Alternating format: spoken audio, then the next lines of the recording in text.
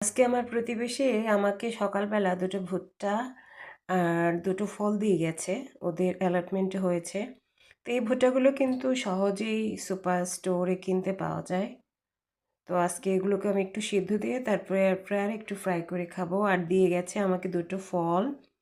এটা হচ্ছে প্লাম।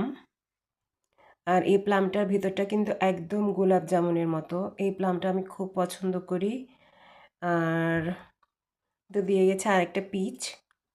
এই পিচটা অনেকটা খেতে যখন পাকা হয় রসালো, অনেকটা আমের মতো লাগে। তো এই দুইটাকে আমি কেটে দেখাচ্ছি এগুলো দেখতে কেমন।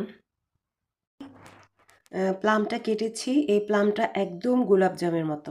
যে এটা হচ্ছে যে পিচ, পিচ ফলটা এটা পাকা তো আর একদম অর্গানিক। এটা কিন্তু খেতে অনেক মজা, একদম আমের মতো।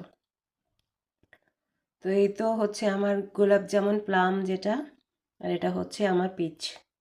এটা আমার নেইবার আজকে আমাকে দিয়েছে সকালবেলা। আলহামদুলিল্লাহ।